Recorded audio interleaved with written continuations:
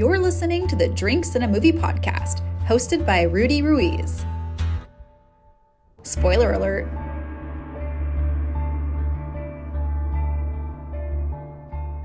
Yo, what's up, everyone? Welcome to an episode of Drinks and a Movie podcast, the first episode of 2026. I guess I'll call this season 8 is what it's on. I don't know. I break up the season just based on when I take time off. So let's call this season 8, episode 1, 2026. I'm here with co-host Carissa, and we just finished watching 28 years later, the Bone Temple. So it's 12:36 a.m. right now. Let me jump into the drink real quick. I'm just going to do some Bardstown Bourbon Company Origin Series. This is our wheated bourbon whiskey coming in at 106 proof. Motorcycle going by. I'm not going to talk about it too long. I just released a video where I compared this to Weller 107 and old Rip Van Winkle 10 year. So you can watch that and hear all my kind of thoughts on it. But I think it's good. I think it holds up. So for the folks that have trouble finding Weller 107 and you want something like very, very comparable, I'd say this fits the bill for about 50 or 60 bucks. And you can find them pretty much everywhere. Yum. All right, here we go. I just want to talk about this movie. So again, go to YouTube and watch that video I made 28 years later. So still kind of stoked to see this because I want to see where it was going to go. I know we ended on the cliffhanger for the last one. You and I saw the last one together, I think, too, right? And I think we did the podcast like right after as well. Yep. Definitely some mixed feelings on that one, more on the kind of negative side for me. Yep, I didn't like it. You didn't like it at all? Yeah, I thought the trailer was better than the actual movie. And so with this one, I was like, I don't know, man. Like, I need to see it because I know that eventually Cillian Murphy's coming back. Like, Danny Boyle said that before they made the previous one. So that's kind of what I've been waiting for. And so with the crazy way that previous movie ended, you know, with the kind of people made the meme with the Power Rangers and all that. And it's like now we have like ninjas and colored tracksuits and blonde wigs and, you know, seeing where that was going to go. And so with this movie, it was clear that, you know, anything can happen. So it was definitely a toss up. And I have to say, just right out the gate before we really dive in, that I really, really enjoyed this one. I thought it was great. Give me your quick thoughts on that. I loved this movie so much. I sat there, I was clapping. I like had my hands to my face the entire time, just freaking out. This is my favorite one, and I'm so happy that I saw it. I loved this movie. I loved it. Damn, favorite one. All right. I'll give the IMDb synopsis real quick. So, as Spike is inducted into Jimmy Crystal's gang on the mainland, Dr. Kelson makes a discovery that can alter the world. So this will be spoilers as always. So if you haven't seen the movie, just take, you know, what we said. We both enjoyed it. We both liked it a lot more than the previous movie. Personally, I wouldn't go as far as to say it's the best one, but that's just for me. But yeah, I think even if you have kind of mixed feelings, it's worth checking out. So now we'll get into spoiler territory, and yeah, let's jump in. I mean, we were talking about this in the car on the way back, and I was trying not to talk too much because I wanted to save it for this. But yeah, I mean, the territory we get into with this film is like kind of, you know, what you see in The Walking Dead and all that, where now it's like a villainous group of people, right? It's not so much about like the infected in this case, but now it's like, all right, there's a group of people doing some evil shit, you know, that are like surviving through this and are on their, in this case, it's like this weird kind of like, it's literally a cult by Jimmy, the kid who's in the beginning of the first movie that kind of ends that movie, or the first movie, the previous movie that ends that movie. If you remember, they show up and they save that kid.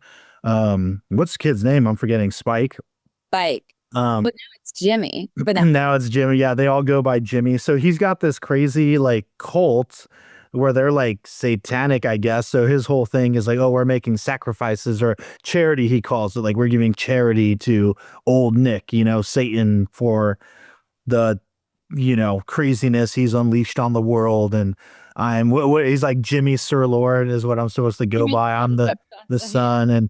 And that's all really interesting. And it leads to some really tough, hard to watch moments. Like there's I wouldn't even say gore. They don't show too much, right? They don't show too much. Now that I think about it, it is gory, but not like Day of the Dead or anything. I mean, the one scene, I think that, I don't know, because the opening scene was like Samson seeing the ghost on the guy's head, and he literally that's right.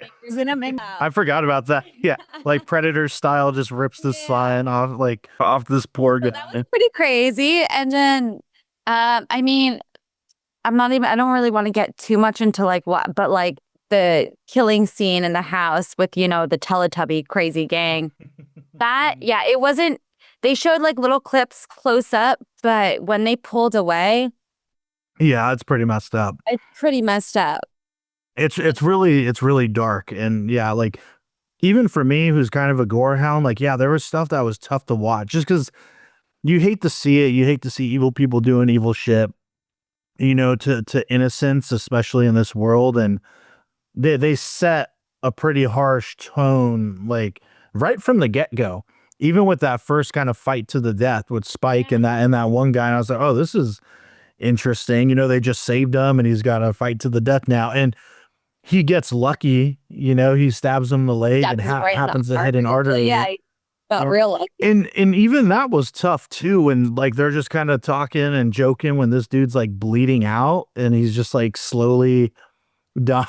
Like it lets you know very early on that this is going to be a hard to watch at moments. Like I thought that was pretty gnarly, I think how they ended the first movie, and then you and I sat there like, what the fuck is that? Like, who are these people? Yeah. And then it takes you, because like that movie kind of like it kind of, I don't know, it didn't make me feel the darkness of the place, like of the universe that we're in.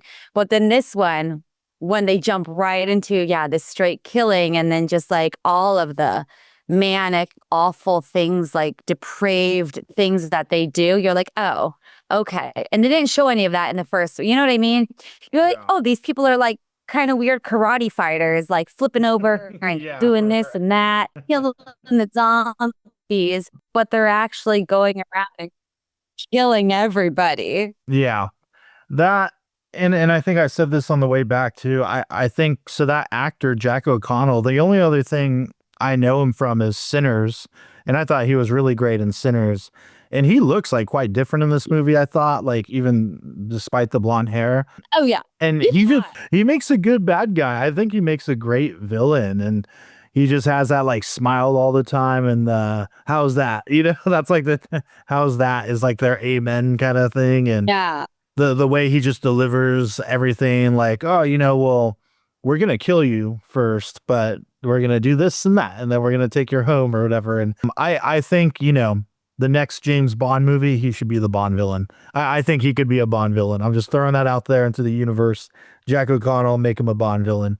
But he was great. We were talking about like a lot of tension, a lot of moments of tension throughout the movie, whether it be between the Doctor and Samson, or for me, not even more so, but I'd say equally with Jimmy and the rest of his gang. Like, because they seem so unpredictable.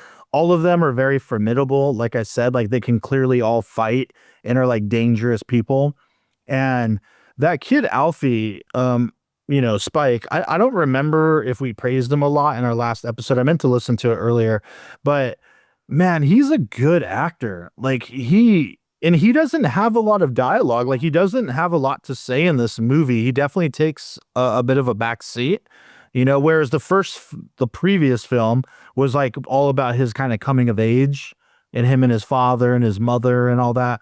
This one, he's kind of back seat, but man, whenever he's on screen, he just really like performs so well, especially when he has to go toe to toe with Jimmy and he's lying to him about killing that lady, the kid, and he's like crying and like stressed out and like doesn't know, he knows his lie is not working, and this dude Jimmy like literally just he's lying like a little kid. Like skins some people, and he's mad. Like he just portrayed it so well. It just felt super real, you know what I mean? And I'm like, oh god, what's gonna happen? Like, and for all I know, like he could get killed in this movie. I don't know where they're going with it. So Yeah, that's the thing. You can never like, these are so unpredictable and like such a fun way though. mhm. You know, I really enjoyed the directing throughout this. I thought every scene was the perfect length. I thought everything was like a great order. Oh my gosh. And then when Samson came to, I love that. I don't know why that made me so happy when like Samson and the doctor, when he was giving the drugs to relax, and then Samson came back and he came back with like a deer head as a sacrifice. Like, Yeah.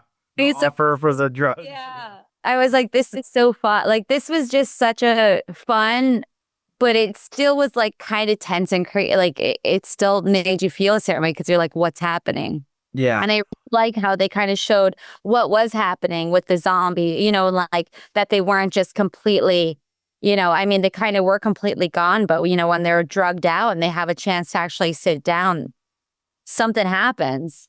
Yeah, I like that aspect of the story for sure. I think that's like different and fresh. And I'll go back to the, you were talking about the directing as well. And yeah, I think Mia DaCosta is really good. She directed this one, and it was kind of a toss up because, she did, if you look at her credits, there's not that many, you know, I know. products, but I thought the Candyman remake, reboot, whatever you want to call it, was really good. I really liked it. I thought it was super well done, and I think she did like a short film version of it beforehand with like the paper cutout stuff, if I remember correctly, which was pretty awesome.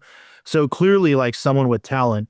Then Disney Marvel hires her, and from what they did that Captain Marvel sequel, The Marvels, which like Marvel sucked, and Disney and Marvel, there's a lot of issues there, but it seems like there was a lot of maybe how much of it is her fault versus the studio like not letting her do her thing and then being all in it. There's a lot about that to unpack that I'm not going to get into because I don't know all those details, but it's like, all right, so this person's going to do the next 28 years movie. Danny Boyle did the previous one, and of course the original, it's him and Alex Garland. But yeah, I thought this was super well directed. It didn't look to me like they shot on iPhones again.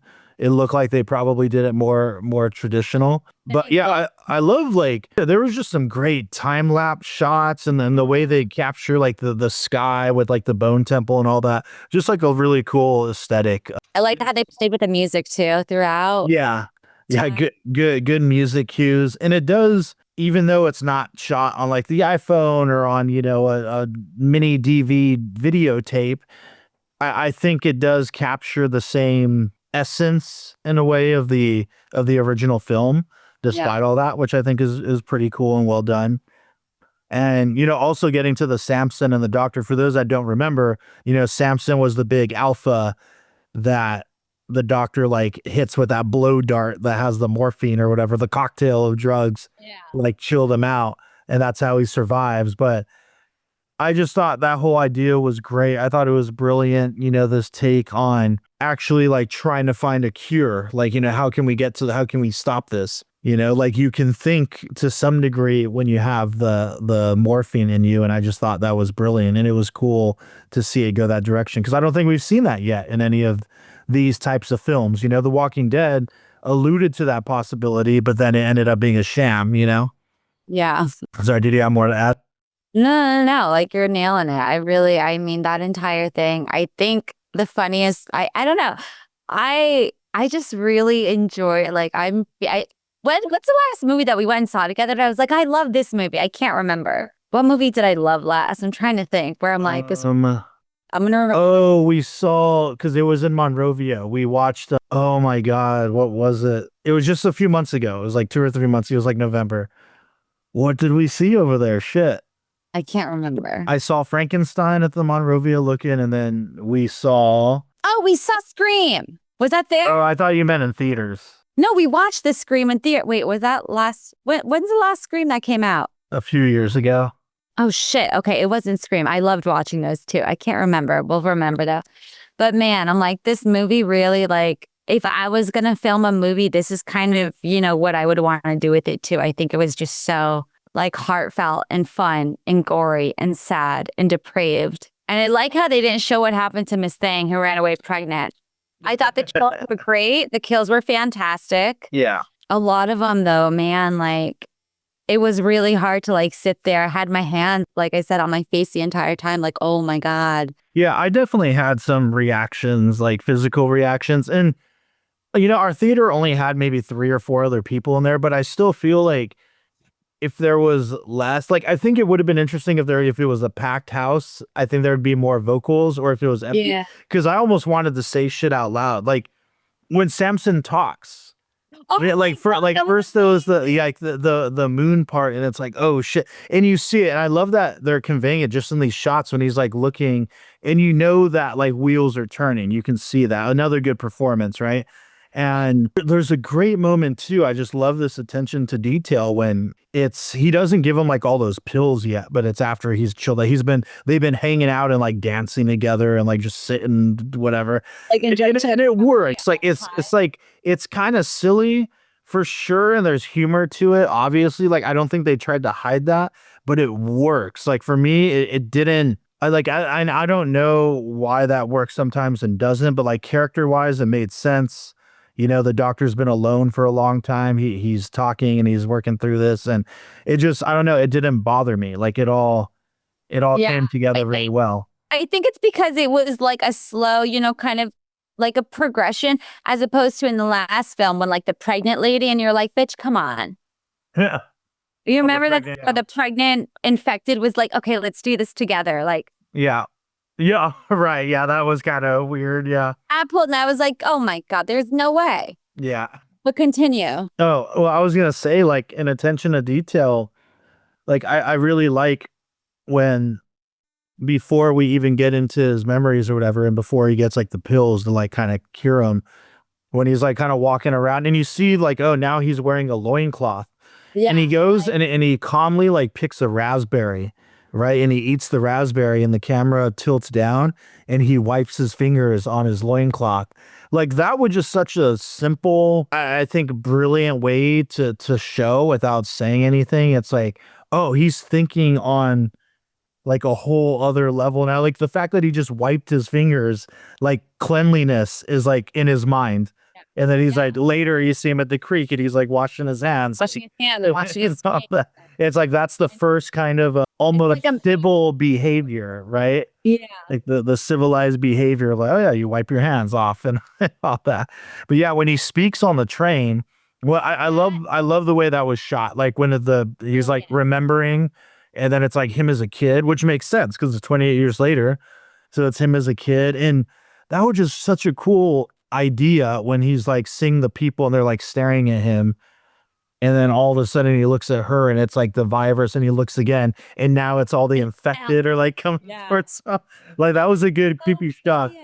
It was in the first words when he just like, I don't have a ticket. No, that was like emotionally impactful too. Like I felt like, oh shit. And then at this point, because now he's gonna fight out like a horde of infected, and the blood's getting on him and everything, and you're not sure quite what's gonna happen. Like, and I was like rooting for him. I'm like, oh, I don't want him to die. It seems like he might die.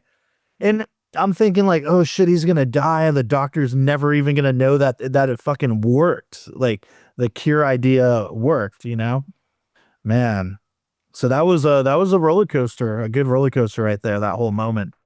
I know. I love that scene. I thought it was so well done, because now like watching stuff, everybody like wants to talk about it instead of showing us. And like they really just nailed the chef's kiss, show it all. I love, like, I don't have a ticket. And then everybody just starts attacking. I loved how at the beginning they showed too, when he's attacking just the regular person, like what he saw in the face, like it was like a demon. Yeah. He like stabbed it and like ripped its head off because he was seeing like something terrifying. And I liked how the doctor kind of walked through, like, you must like get the constant pain you're in, the constant anguish.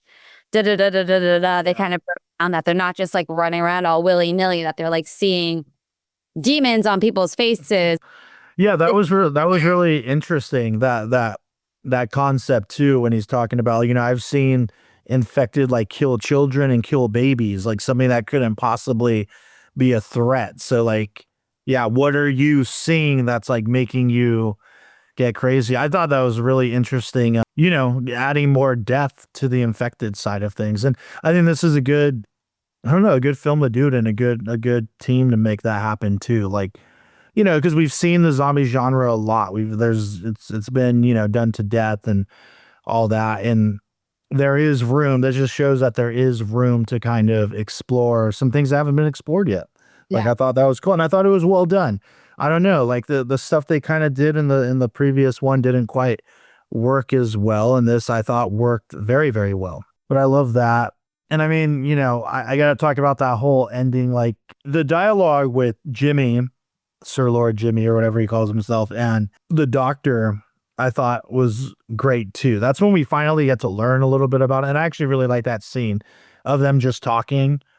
And you can tell that this is a person who's like probably his whole life has just been building up this whole cult thing. And this is the first time he's like actually talked to someone outside of it, and who he thinks might be, when he's like, man, I know I thought I might actually see my dad. Like, are you really? He's like, you think that you're the devil's son. So then I think that kind of clicks. He's like, oh, he's fucking crazy. Oh, he's hearing voices. Yeah. Like, I better listen to like. Yeah. Yeah. At first I was like, is he just trying to manipulate? Like, I mean, obviously he's like a huge manipulator, but I'm just like, oh no, he really thinks that he might be, but he's not sure, but I'm not sure. It was.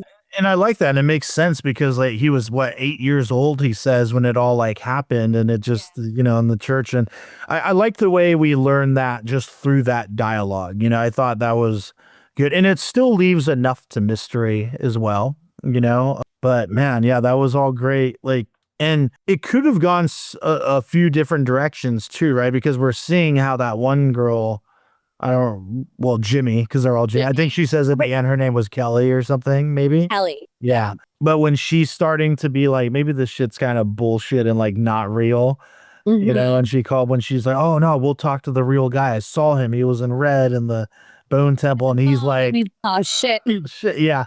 And when they're looking at the binoculars and he's like, yeah, I better go talk to him first. And That's my dad. yeah. And that's the first kind of moment where you get the sense that he knows that he's bullshitting them. Yeah. Because I think it's like the way he plays it and the way it comes across is like, oh, he's just a lunatic and he believes in all of this too. He's all in on this. But that's the moment where you kind of, like you said, he's a kind of a master manipulator, where it's like, oh, he knows he's fucking lying. Like he's aware he's not that far gone.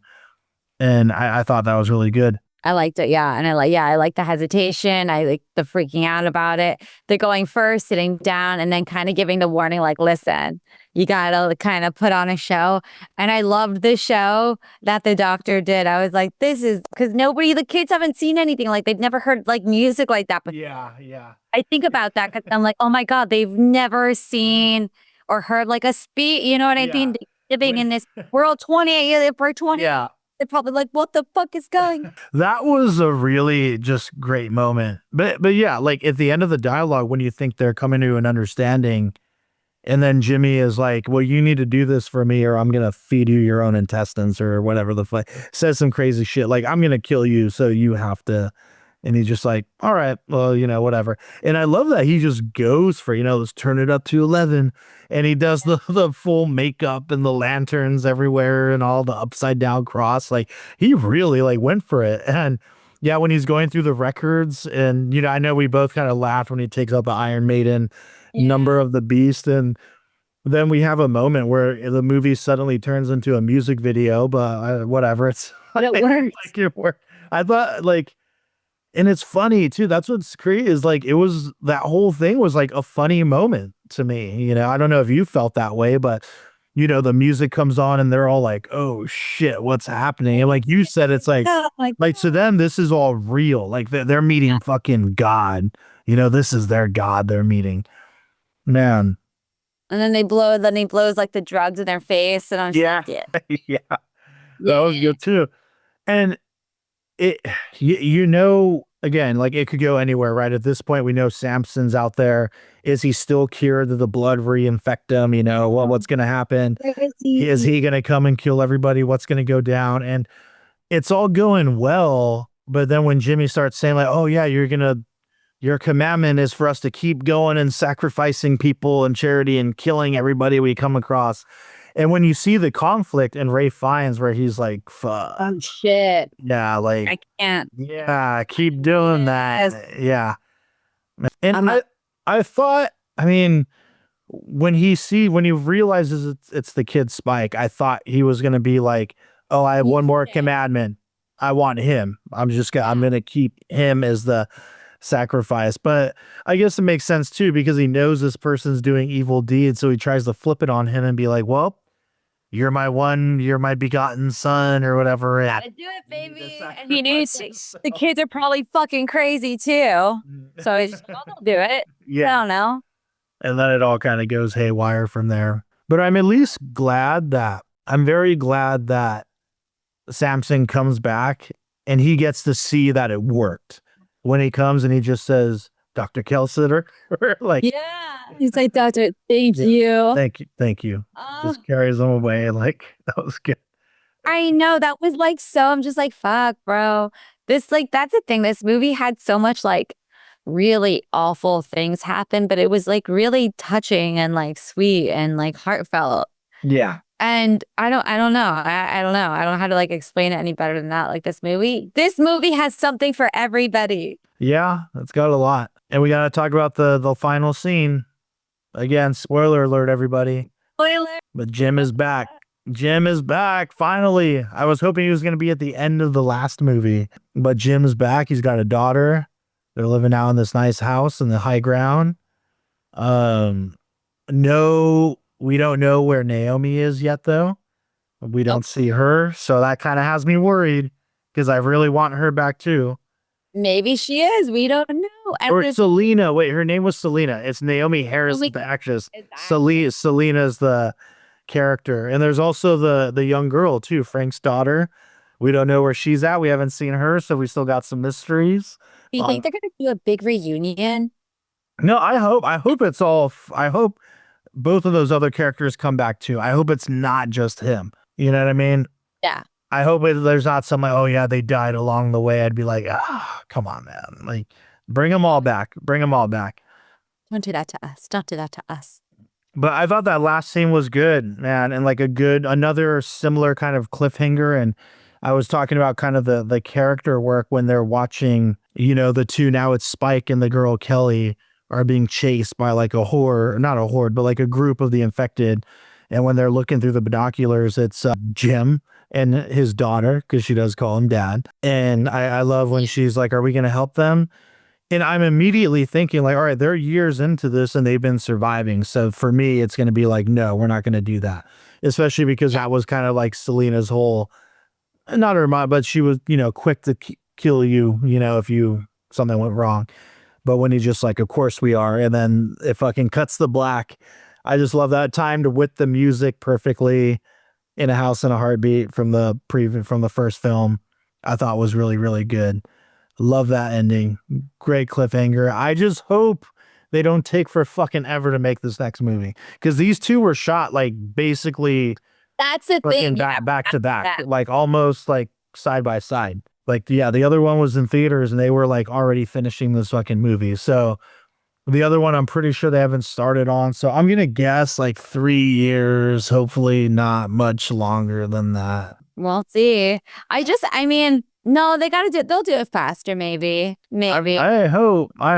And I imagine that Danny Boyle is going to come back to direct too. So that'll be interesting, what kind of decisions they make creatively.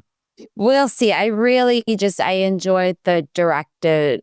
I enjoy how this one was directed. Like, I really love how Nia DaCosta, is that her name? Yeah. I really loved everything she did in this movie. This movie worked so well. I don't think I have one negative thing to say about it. I don't. I really enjoyed everything about this film. Yeah, no, I agree. I enjoyed all of it. Any thoughts on the next one? Because, obviously we got Jim back. He has a daughter. Or Naomi or Selena and the other person. What's her fucking name? Selena and the young Frank's daughter coming back. I don't know. We also have the fact that Samson's on the run and he's got Samson's cured and he's out and about. Is he gonna grab all of the doctor's information? Yeah. And like go try to find somebody to help? but now he's going to be hunted too, because even though he does have like the superhuman powers still, which is amazing, he doesn't have the brain anymore, which is good. He doesn't have like the psychotic episodes. Yeah. But I was thinking, is this going to be one of those things where like everything's written down and he's going to take the doctor's medicine, but is it permanent that? Yeah, we don't know. Yeah, we don't is it know. like because he took them and now It's just like a pill, right? Because it looked like it was just a few pills, and that's it wears off. So what happens when he doesn't have the medicine anymore? Yep. So I wonder if there's going to be like where we're following him and he's like going to go through these psychotic breaks and shit. That'd be kind of cool to see. Yeah, there's that. There's still the baby they saved in the previous movie that the kid took back home. The fact that his father, the father and the bullshit, baby, and like the father is still going to go out looking for the kid and all that. So there's like a lot that's going to happen in this next. Yeah, because that makes sense because he did go back to the train. Yeah. Yeah. There's so many. Ooh, it's going to be crazy. Yeah, it's going to be. I hope they have it well thought out I hope it's planned out and they're not just like, fuck, all right, how are we going to bring this all together? But that there was a map to the end here. I'm really hoping. Come on, Alex Garland, just make sure you don't give us the fucking Star Wars treatment and have a plan. Bro, don't fuck us. Especially after this whole Stranger Things thing, this debacle happened too. Look, we learned just don't go in without a plan, you guys. Now, you don't make us wait 3 years either. There has to be a happy medium. Yeah, well, if you make us wait, then at least make it good. Don't make us wait and at the same time not be prepared. But yeah, man, I mean, I think that's all I have for it. I give it 2 thumbs up, 2 thumbs up. One of the best in the franchise for sure. Yeah, I loved it. I absolutely fucking love this movie. It's very anxiety inducing though, so just get ready for that. But it is so much fun. And it's very satisfying at the end. Mwah! Yeah. Chef's. Very much so, yeah. Damn. All right. Well, we'll wrap it up here, everybody. Yeah. Cheers. Drink the Movie Podcast 28 years later, the Bone Temple. Later. Woo! Thank you for listening to the Drinks and a Movie podcast. You can now find us on Instagram at Drinks and a Movie Pod, where we'll be posting photos from all the various films that we discuss. You can also email us at drinksandamoviepod@gmail.com. Please rate, review, and subscribe, and thank you for listening.